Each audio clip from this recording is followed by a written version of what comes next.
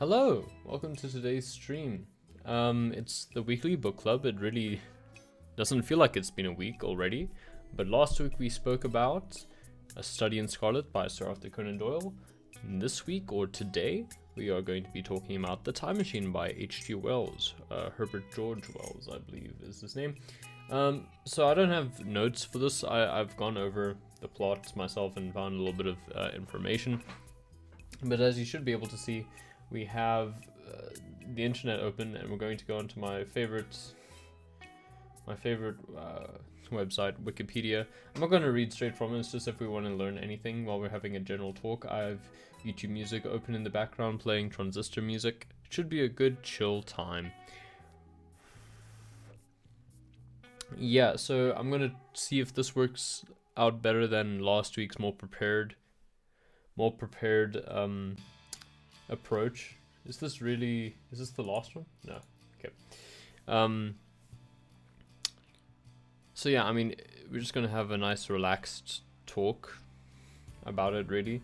We can start by, I'm not gonna give as much just like raw information about it, because it felt like I was just writing like a little Wikipedia page myself with some opinions therein.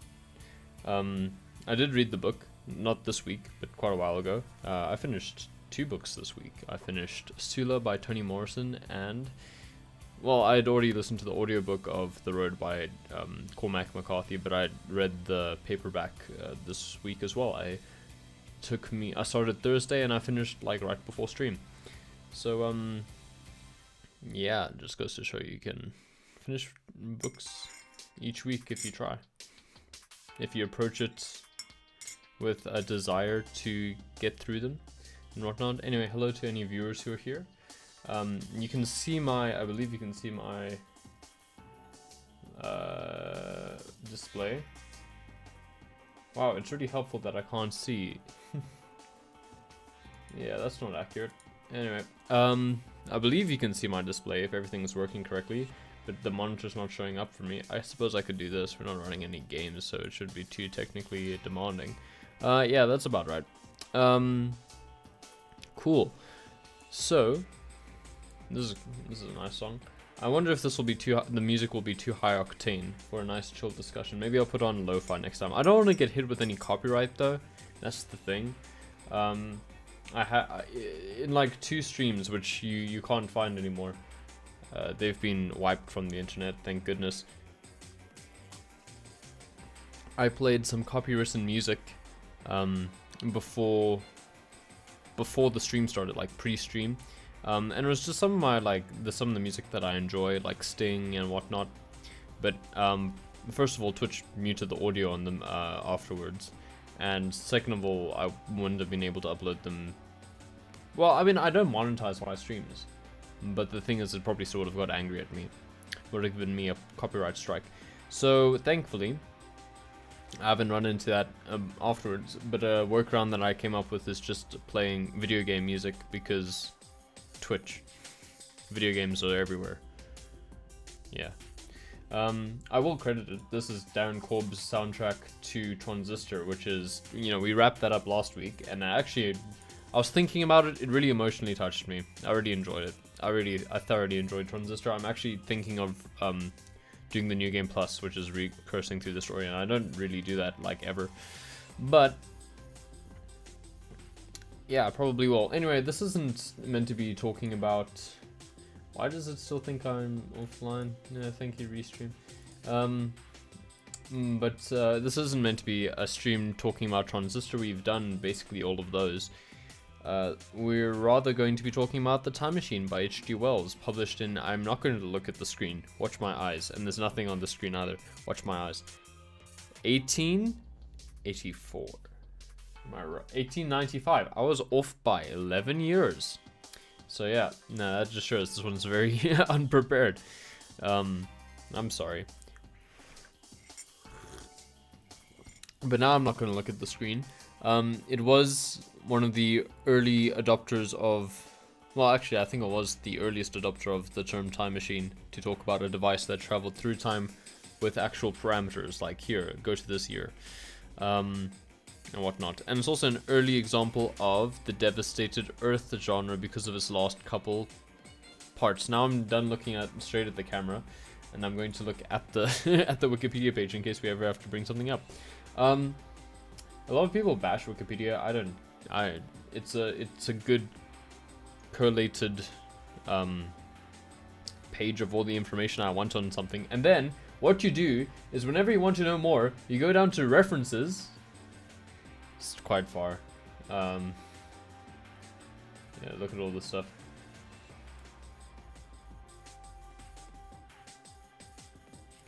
Oh, I didn't know that. Anyway.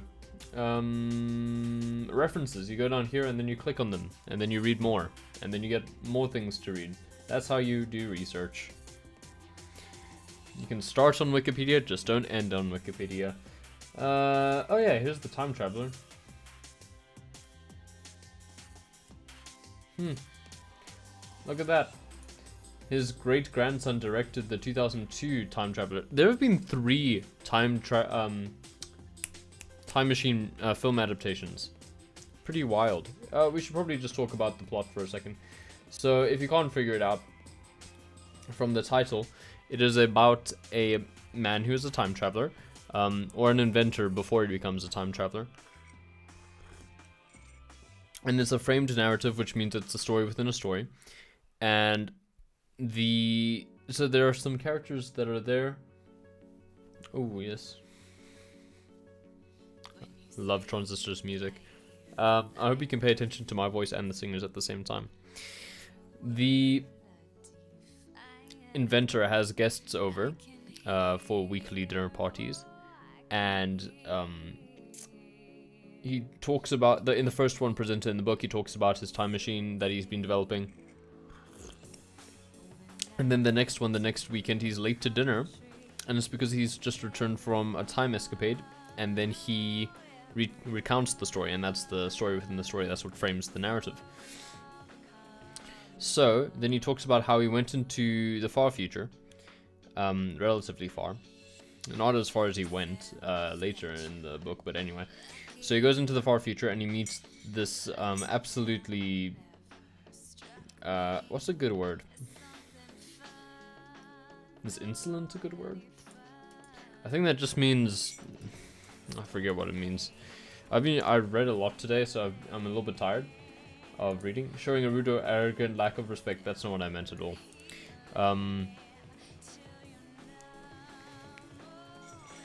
You can see what I'm typing. Yeah, impotent. That's basically what I wanted to say. This sort of impotent race of childlike creatures called the Eloi, or however you pronounce it. It comes from a Hebrew word.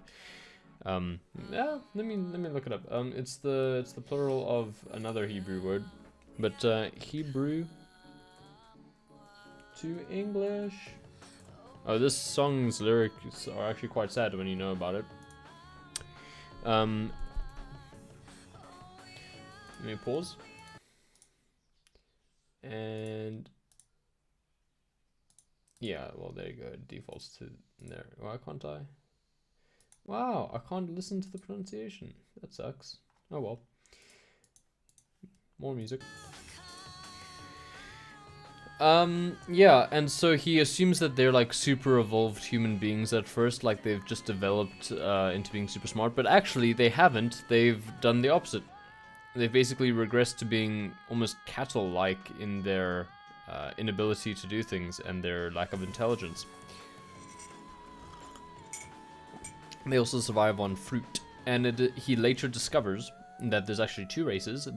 So one is the Eloi, or yeah, sure, and the Morlocks, which are like these ape-like savage human beings,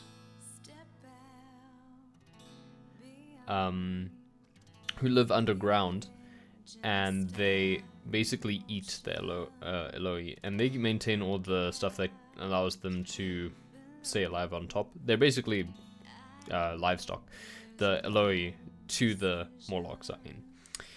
And basically what the time traveler concludes eventually is that the Eloi developed from or regressed from the, like, what's the word? rich, luxured class of people because they didn't have to work. They just became useless. And then the working class became the Morlocks. While it does ignore like all of the other places in the world at the time, it does at least speak to the struggle of the Industrial Revolution and, you know, basically about that. I think in here it mentions that H.G. Wells was a socialist, and that's basically part of his, you know, criticism of the structure at the time.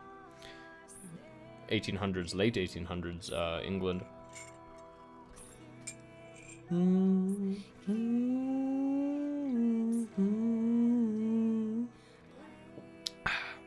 Delicious.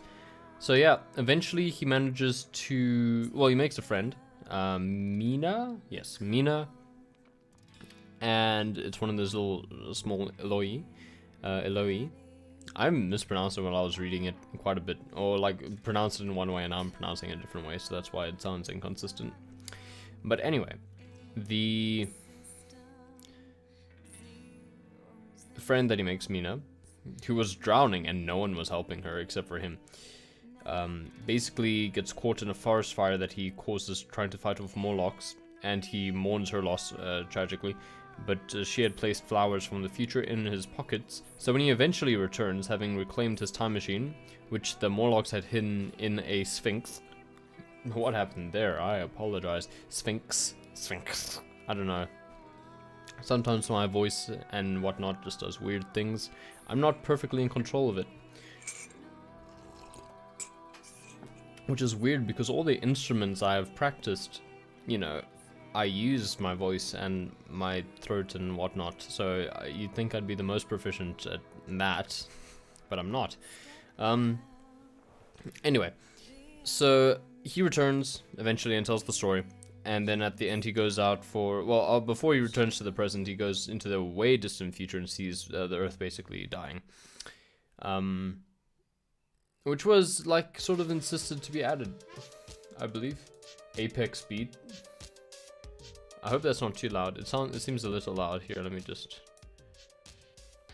I wish we had remixes for all the times you do it in turn, you know, where it goes like mellow and hush in Transistor. If you kept up with my streams of Transistor, otherwise please go watch them. I actually had a really good time.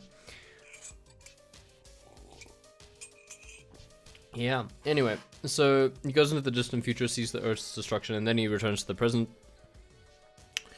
And the narrator then returns to this original narrator, who I believe is a journalist, and he later says that the time traveler set out again and said he'd be back, but he hadn't returned in 3 years. So you can assume he died, because if he had ever intended to return, it would have been back to where, it would have been back to that moment, basically. I think this is where the cool part kicks in.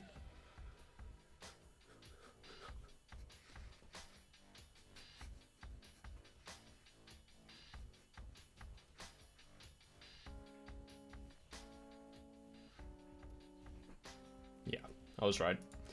So yeah, that's unfortunate, but it is an important piece of sci-fi fiction, a seminal piece of sci-fi fiction, and has inspired a lot of work after, since its publishing. Oh yeah, it was published as a serial, as like almost everything was back then. That's how writers got paid most often. And if you don't know, that just means that they would write like a chapter, it would get published in a magazine or some publication, and then they'd write the next chapter, and you'd often do that per month, or it depends, you work out the deal. Some very famous stories were serialized. This one. A lot of Charles Dickens stuff, I believe. The one that I'm thinking of, and that's why I'm struggling to think of any others, is Fyodor Dostoevsky's The Idiot, which is a very long book, or fairly long book, excuse me. And it was serialized, and you know, it's often talked about how it has a very strange but charming structure. Like, it doesn't have any real direction besides forward in time. But anyway, we'll save that for a different one. We'll save that for a different book club. By the way, I'm not sure if I'm going to do book club next week. I'll have to see. And that means that I also don't know what book we would be doing. In other news, in making the thumbnail for this stream for YouTube, I learned how to use mask layers. That was cool. That was something I always had to get around to. It was actually incredibly easy and simple, and I figured it out basically intuitively. But I think it opens up a lot of opportunities for my thumbnails, so great.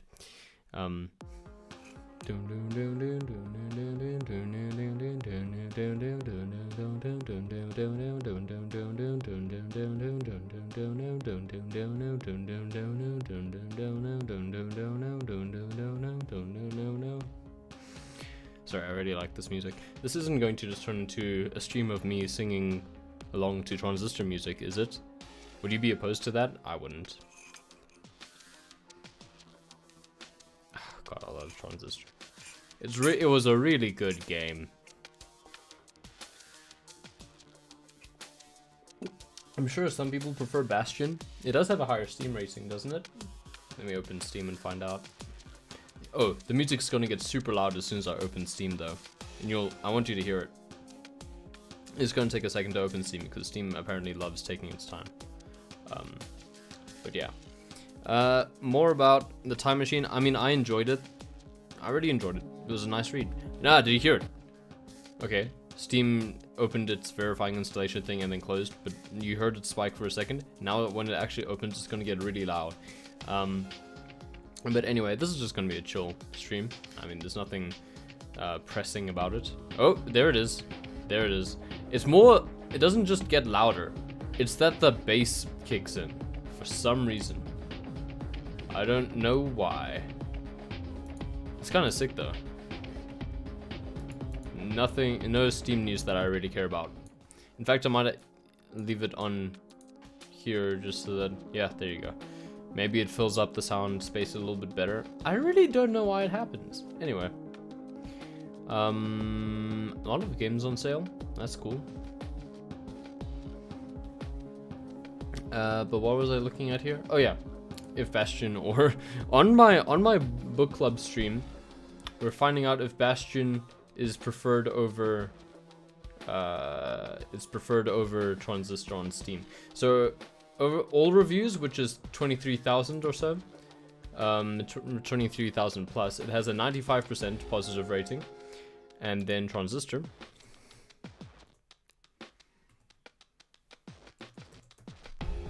I prefer the Transistor soundtrack. Oh, Transistor's on sale at the moment.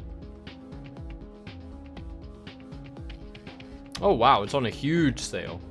Go pick up Transistor if you haven't picked it up already. I'd recommend that right now. I could get the Transistor soundtrack on Steam. I might do that, honestly. I'm not sure.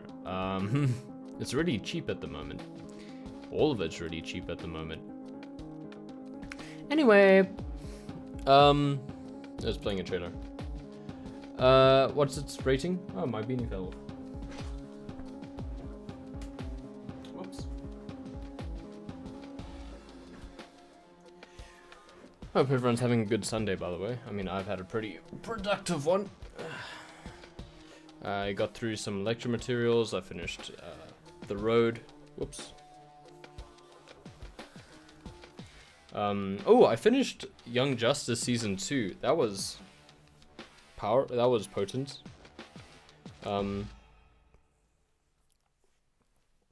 I really liked most of the build-up. What that game did fantastically was build up to... What's the fastest way to turn down volume? There we go. It had a fantastic build-up, Young Justice Season 2. The final episode, I think, was them cutting the season short because Cartoon Network was cancelling them. I think that's what happened. Which is unfortunate. It was a sad episode. It was a decent episode. It wasn't their best. But I think it wrapped up the season well enough. It did feel rushed though. It did feel a bit rushed. Anyway, we're not here to talk about that. Let's talk about Transistor's positivity rating. So it has fewer reviews, but only by like 1,000. Not even 1,000, like half 1,000. but it has a 94% rating, so it's technically lower. However, more recent reviews are better. That's interesting. The world.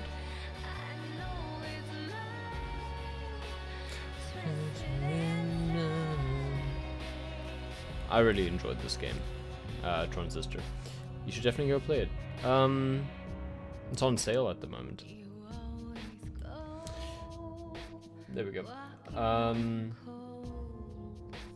Yeah, let's go back to the time machine, because that's what the point of the stream is, kind of. I wish people would come in and say, oh, I've read that, because that's kind of what it's about. It's kind of about talking about a book that you've read and that I've read, and then we can talk about it together. As it stands, I mean, I read it.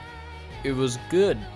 I think, honestly, if you haven't read it and you're watching the stream, just go read it. It's short. It's like 150 pages. How long is it? I'm sure you'll have the page count. It's 84 pages. I thought it's longer because I was reading on Kindle. But it's 84 pages. Tiny. You can finish that in a day, comfortably.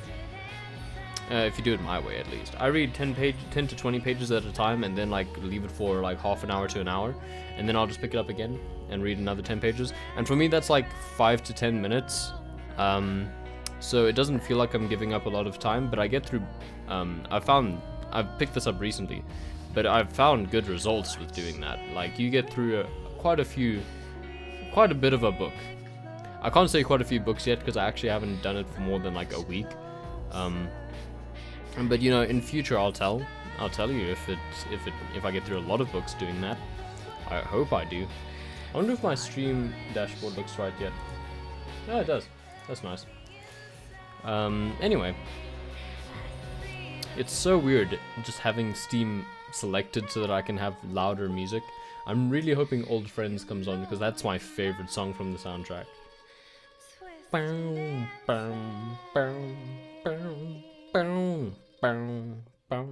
What should come on now? No, it's height map.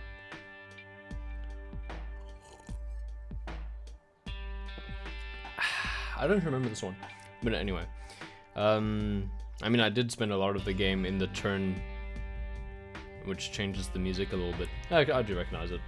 I've also listened to the soundtrack in my spare time quite a bit, so I might just recognize it from that as well.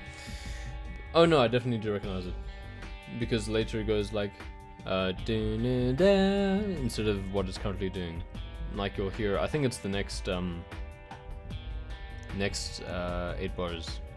No, it's the one after this cycle. So while the time machine isn't very prosy, yeah, I think here it is. Yeah, I was right. It does have nice descriptions. It's a little bit archaic in its language, or a little bit outdated in its language, where it does feel a little bit like you have to read a sentence a few times to understand why it was structured that way, and like why it reads that like that. But it was still it's still enjoyable. Still an enjoyable read. I think you get used to it very quickly. It's certainly easier than getting used to Shakespeare. If you've read Shakespeare, then you can do it once you get used to it. Once you get used to the way that they form their sentences, and that you realize that most of the time they're speaking completely in illusion, rather than just saying strictly what they want to. It's really weird. Well, speaking with innuendo. I suppose that's what passed for smart speaking back in the day, back in the 1600s. But yeah, it's just like that. Once you read quite a bit of it, it starts fitting into your brain. You start understanding. A lot of the words have fallen out of fashion, but a lot of them are just earlier renditions of words that we use today. Yeah. It's not really the problem with the time machine. I think it just uses some outdated words and whatnot. But words that have fallen out of fashion rather than developed.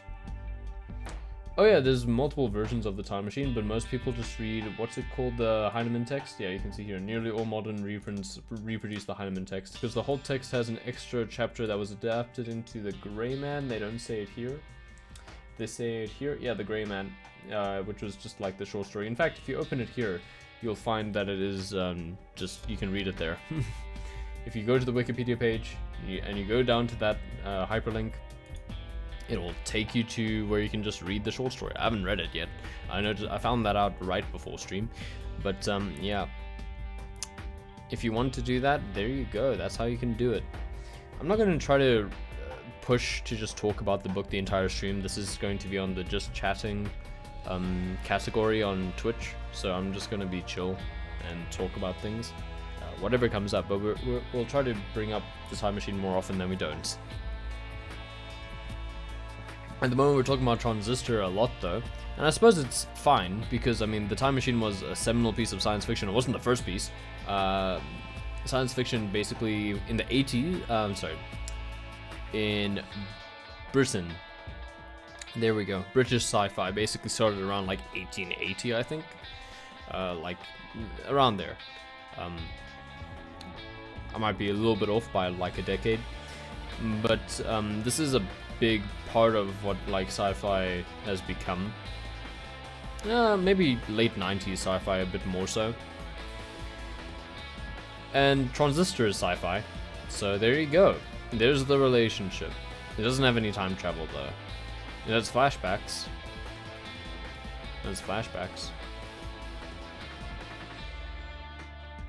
It kind of has a frame narrative. It has little frame narratives. I don't know. I don't think that counts. Maybe it does. I don't know. Kind of, because the Transistor serves as. Oh, this is the closing song. Anyway, the Transistor has all those people, and then you investigate their stories within the world and how they disappeared.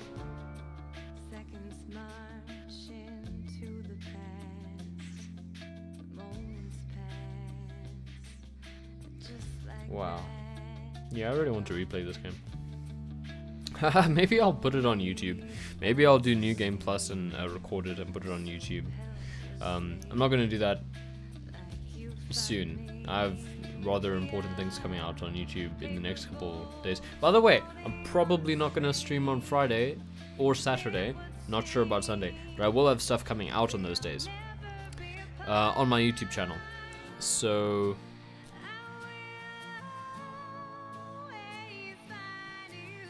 this is somehow bright and really tragic in its chords. It's very brilliantly written.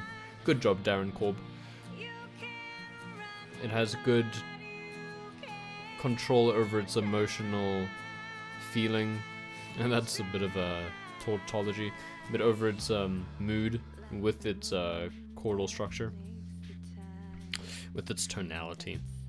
Tonality, if you don't like music or you don't know, is just broadly a way to define. It's not that broad, but it's a way that you define how a chord is structured, how a scale is structured, but it relates to how it sounds. So if you say a major chord, it has a specific structure, which is a major third then a minor third, if you have a closed chord, and that sounds very consonant and happy. So you say major has a happy sound, but there's also a way to structure something in a major way, which is what really I enjoy about music, is that those things go together. It's like a science of how to make people feel. That's really cool. That satisfies both parts of my brain. I realize that the music's probably a bit loud, but anyway, this part I really like. It sounds like anime closing themes. It really does. You can't lie. I could probably name like a specific anime that has a similar closing theme, like Naruto.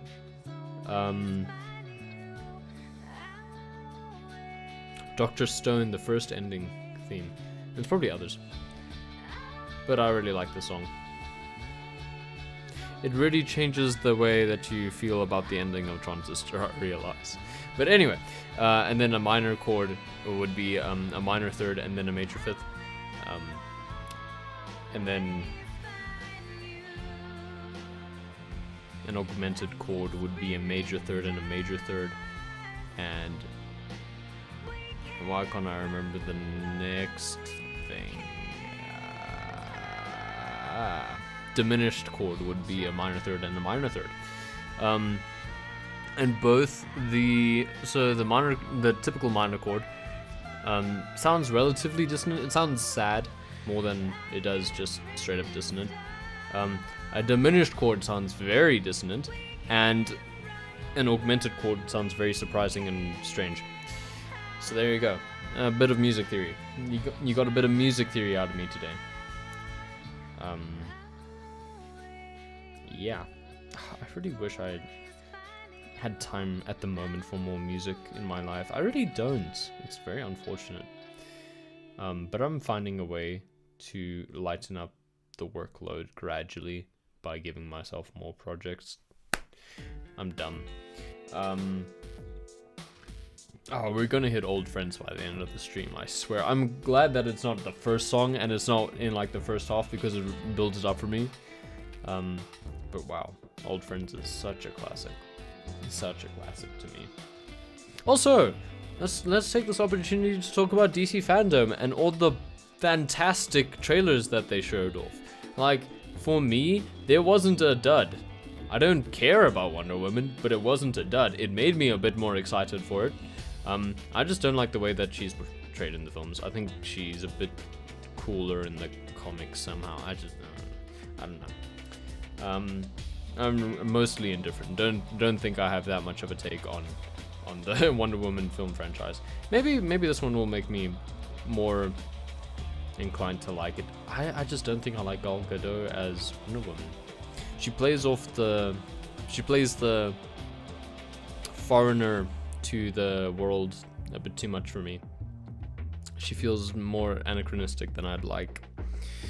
To me, Diana feels more adjusted in like all the incarnations that I've seen. She understands both and she carries herself with dignity. She's the most level-headed of most of them, of the Trinity.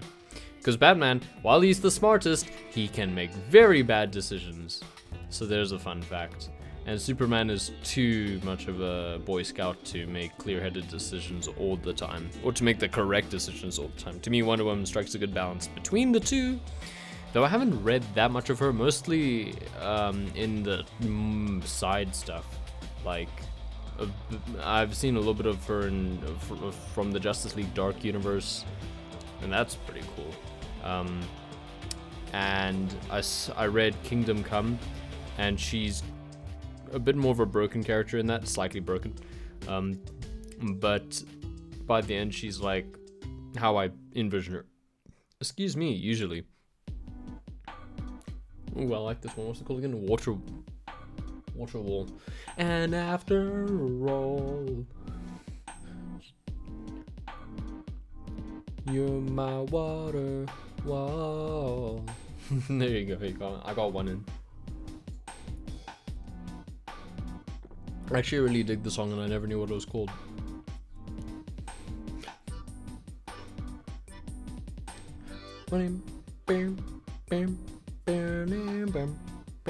Anyway, so yeah, no, but let's talk about DC fandom for a little bit so I can finish geeking out about it. The Batman looks so good. I am so excited for the Batman. I don't care about Robert Pattinson. I don't care he was in Twilight. He's in Tenet as well. I don't know, whatever. Batman.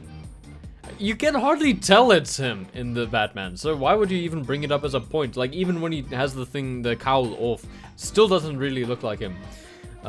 It doesn't entirely look like what I would picture Bruce Wayne as, but that's besides the point. This is like a younger one. It feels so much like the Jeff Loeb Tim Sale books.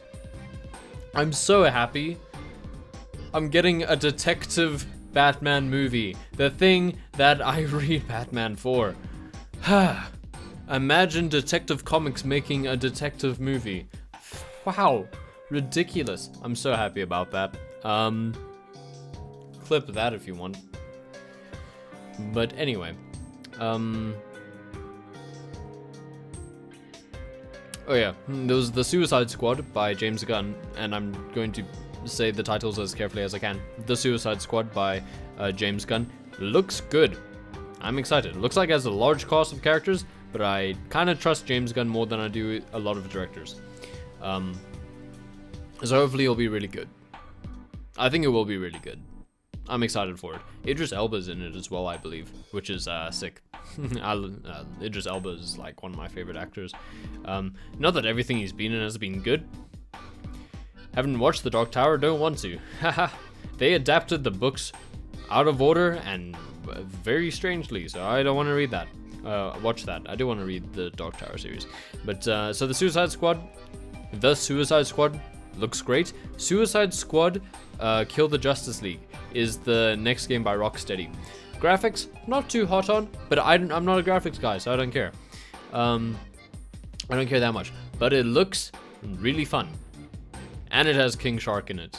King Shark has been getting a lot of attention recently, I assume because of Harley Quinn. Maybe there's something happening in the Aquaman comics that involves him more. I don't know. I don't read Aquaman. Also, a bunch of DC titles got cancelled for November, and that sucks.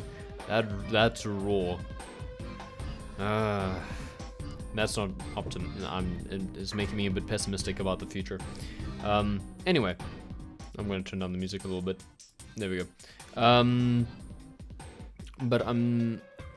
Yeah, so Suicide Squad to Kill the Justice League. I have played Arkham Origins, which wasn't developed by Rocksteady. It was developed by WB Montreal, which we'll get to. But the Rocksteady games seem really good. I own Arkham City, so I'll probably play that sometime this year. And I'm kind of, I dig the idea. Go watch the trailer. I dig it. It seems quite cool. Also, apparently, Captain Boomerang's Tracer now. I don't know why everyone is suddenly got all this technology, which we'll talk about in the next thing, which is Gotham Knights. Gotham Knights looks good. I'm optimistic. That's the thing. That's the key. You have to be optimistic. You also have to turn your brain off if you read the comics, because you know that something's a little bit off. Gotham Knights is about the Bat Family sans Batman. So, Nightwing, Robin, who I believe in this one is Tim Drake. I don't think it's Damian Wayne, because he didn't use a sword. And that's really all the evidence I have. He used a staff, which is Tim Drake's thing, but he didn't look or act like Tim Drake, so I'm not sure. I couldn't really tell if he was Red Robin or just Robin. Yeah. Also, it's a bit weird. I'll get there in a second. So Nightwing, Robin, Batgirl, not crippled, and Red Hood, who's still shooting guys. Yeah,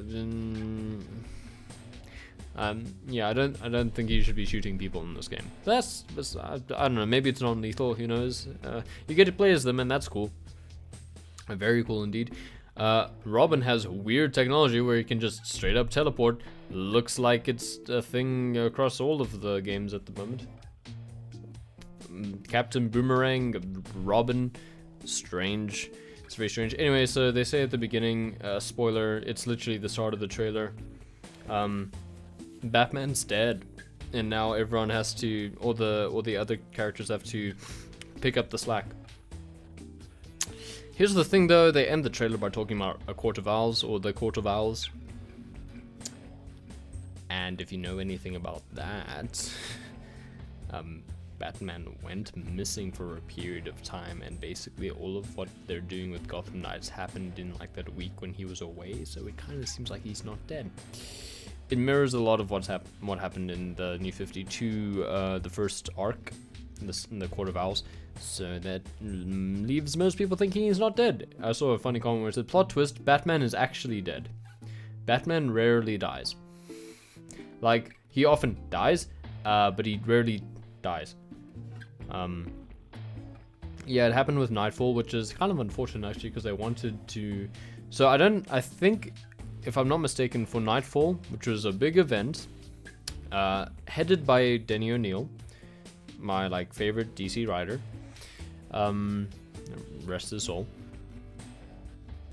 And in that one, Bane broke Batman's back, and he didn't want to show Batman. I believe the plan was always to bring him back after he'd healed, but they didn't want to show him healing. They wanted to make it seem like he was dead, and then Azrael would come up. But because the death of Superman had happened so close to when that was being published, and they weren't aware of that, the heads at DC were like, no, please don't. No one's gonna read our comics anymore. What's up, Diablo?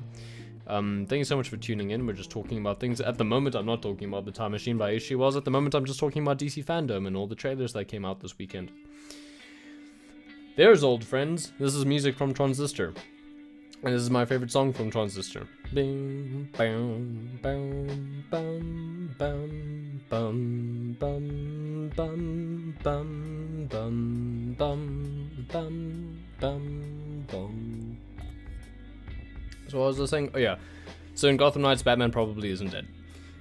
So moving on from Gotham Knights, there's the Wonder Woman 1984 trailer, and I hate the title of the movie because I always get the year confused, and I just don't think you should name a movie with a year in the title in general. It's just a bad way to have people remember the name of the film. What is the Blade Runner sequel's title? Anyone? It's Blade Runner 2023. No, or is it 2032?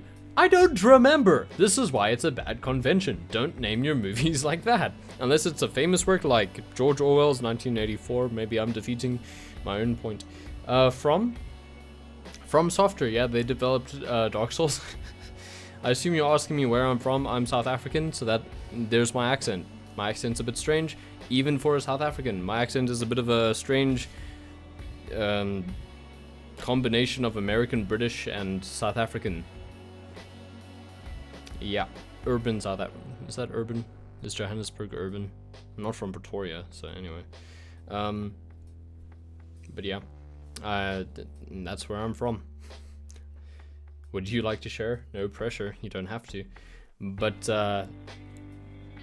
also, yeah, I don't know how delayed the stream is, so I hope that explained it.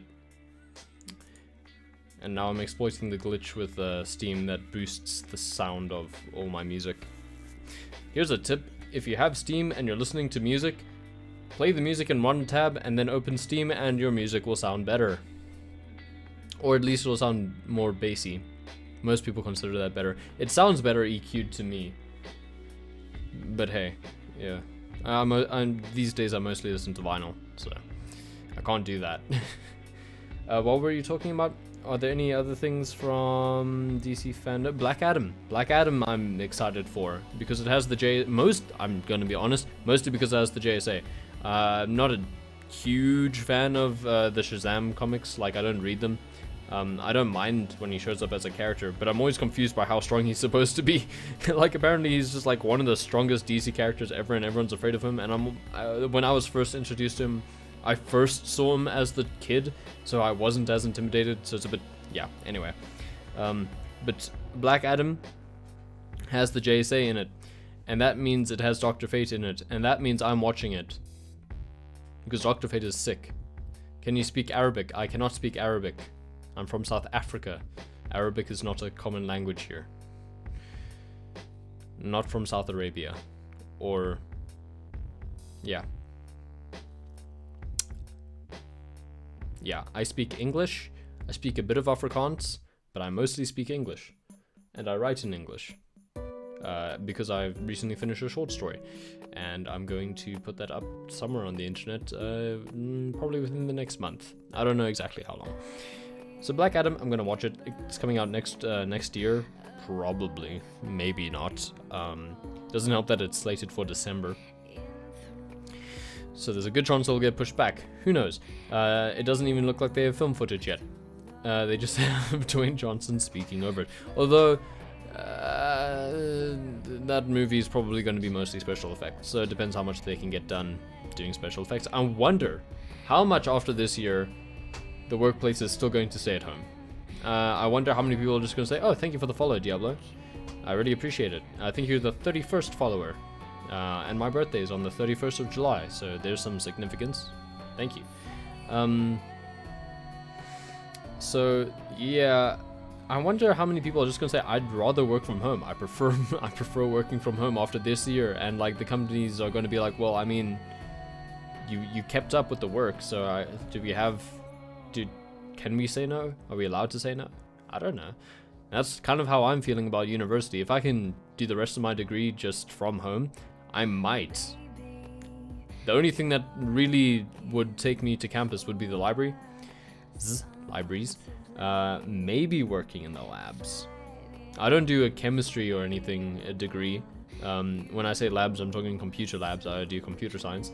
But even that is like only because it runs Linux and I use Windows, and it's like, oh, well, you put all the projects out with Linux in mind. It's a bit of a pain for me to do it on Windows, but I mean, I can. So I don't know. I don't even know if I have a choice. I think my university said going forward we're going to do hybrid learning. So a bit on campus, a bit off campus. That's always how I felt about it. Always felt like I was getting tasks and submitting them online anyway. So I don't know. Have I spent enough time not talking about H.G. Wells' The Time Machine to move the stream completely off topic? I don't know. If you've read The Time Machine, please say something and talk about it so we can talk about it. The problem with this book club at the moment, which I do every Sunday, maybe not next Sunday, but every Sunday thereafter, the problem with it is that I don't have enough viewers who have read the books, so I don't get to really talk about it in a very fun way, but I get to read off the Wikipedia page at the moment. That's what I get to do. Often I make notes. I make notes about things that I want to talk about, but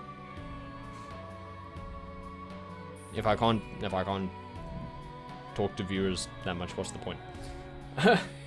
But hey, I'm still going to be doing it. I don't mind if I get 1 viewer or even 0 viewers every time. I'm going to speak to myself for an hour every day. The only difference is that I'm speaking out loud on these streams. Anyway, feel free to ask any questions, Diablo, or any other viewers who are coming in that I just don't see in the numbers that are reflected on my screen. I will try to answer everything as best I can. I wonder how many songs I have left. We're on interface. Oh, we have a few. Yeah, no worries. I didn't realize how much music this game had. Like, I listened to all of it when I played through it. We finished that last week. But I just didn't realize how much there was. Oh, look, William Ernest Henley. I didn't realize I put my mouse over him. Let me select Steam again, and you'll hear. There we go. It sounds bassier. It does sound better, frankly. It's just a shame I can't have Steam selected when I'm actually playing the games. Yeah, I don't know what more to speak about, because I finished talking about DC Fandom, so I'm kind of obliged to go back to the Time Machine. Did I miss anything at Fandom? They might have announced more stuff today that I haven't seen. Well, they might be announcing more stuff today because I'm in a different time zone. I'm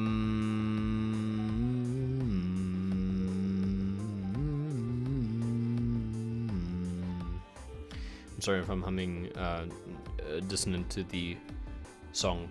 I'm trying not to, but I am thinking. I'm just thinking. I do have some cool projects coming out in the next week on my YouTube channel. One of them is just like a normal recording, but it was the first proper recording I'd done. So, yeah.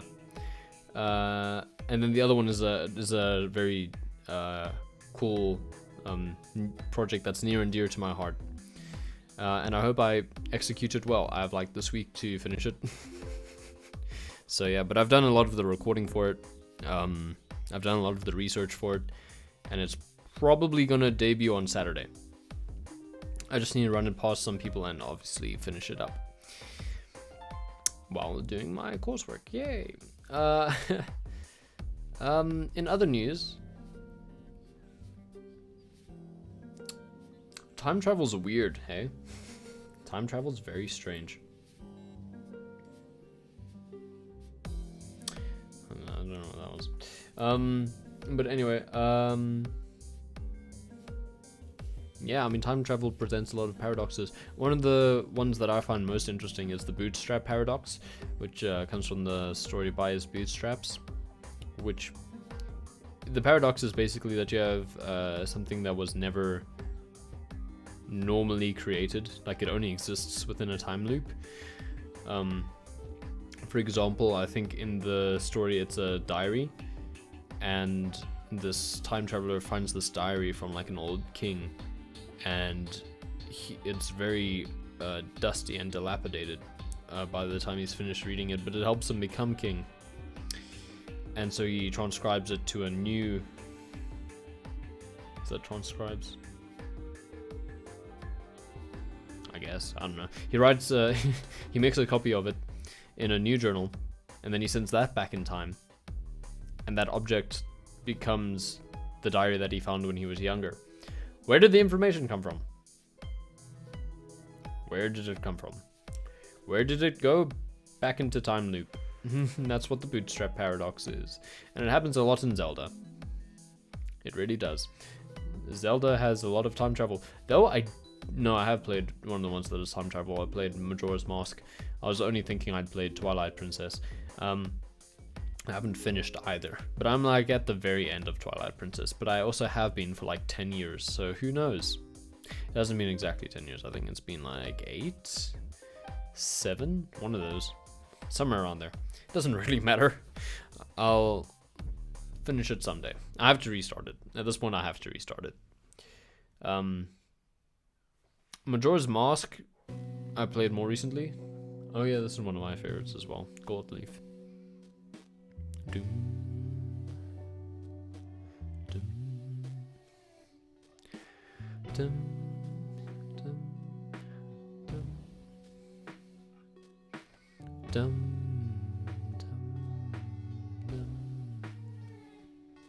Very cool.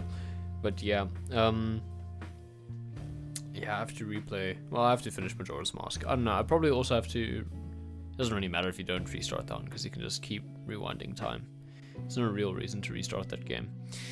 I mean, not before you've finished it. Like everything that you need to do, you can just kind of hop back in. Unless you're like mid-dungeon. But then you also can just reset time and go back into the dungeon. So like, there's no real point. Also, if you want Transistor, it's really high % off here. I don't know if that's across all Steam pages, but it's 85% off here. I can speak to it being that cheap here. So grab it. Like literally, I'm not even giving you an option. If you haven't played it, grab it if it is on sale. If it isn't on sale, think about it and then grab it.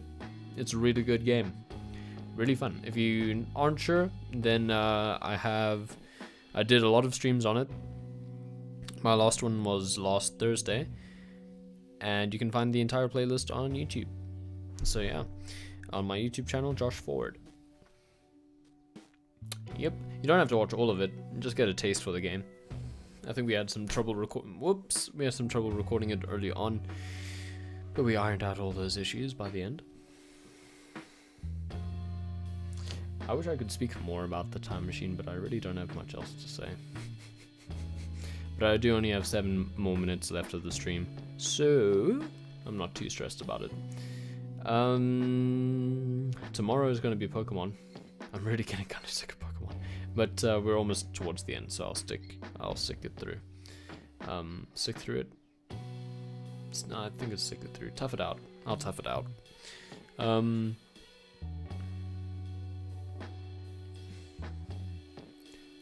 This has been a very chill and relaxed stream listening to Transistor music, and that makes me happy.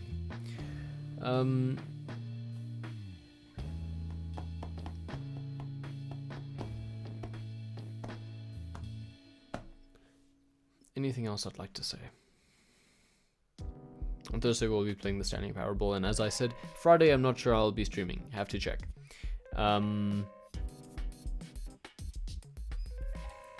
Saturday almost definitely won't be streaming, but I will have something very cool coming out on YouTube, so follow the channel for that.